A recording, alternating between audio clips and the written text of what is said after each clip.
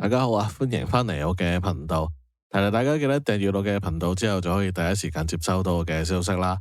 今日繼續揀幾場賽事同大家分享下，有需要嘅朋友就可以撳暫停慢慢睇啦。6月7號禮拜日沙田11場賽事，4點鐘先開跑啊。首先呢，就係第二場5班1400米嘅賽事，預計步速係正常嘅。3號、4號、6號、9號、10號、12號、13號劃咗佢先。咁留意翻5號嘅始終如一呢，就有缺貨嘅。呢場就揀咗8號東方寶寶、7號巴閉佬、11號威威父子同埋14號嘅紅黃繽紛。接住落嚟第4場4班1400米嘅賽事，預計步速呢會偏慢嘅，咁就唔要4號、5號、9號、10號、11號、12號、13號。留意翻5號時時歡笑呢就有缺貨嘅，比較中意2號嘅龍城強將、7號北極之標、3號實力加同埋14號嘅挺秀雲里。然後就係第5場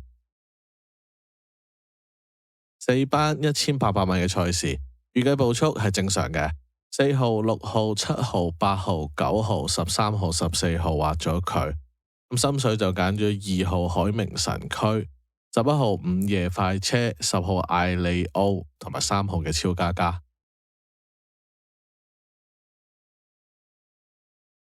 接住嚟第6場4班1600米嘅賽事，預計步速係正常嘅。1號、3號、4號、8號、11號、13號、14號全部唔要。咁留意翻啦，8號嘅彭越、9號愛心波同埋14號嘅平海之星呢都有缺貨嘅。呢場呢就比較中意7號嘅部族高手、9號愛心波、10號捷威同埋6號嘅金鑽精靈。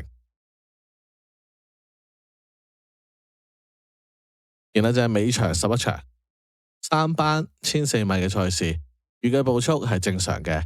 2號、8號、9號、10號、11號、13號、14號劃晒佢。心水呢就揀咗5號自動自覺、4號傑出雷霆、3號一世美麗同埋7號嘅超輕鬆。咁就5場賽事都分享過啦，睇啱唔啱你心水啦。如果想知道我臨場收到咩消息到咩碼，就歡迎加入我群組啦，發信息俾我查詢翻啦。咁就下個賽馬日再見，祝大家好運。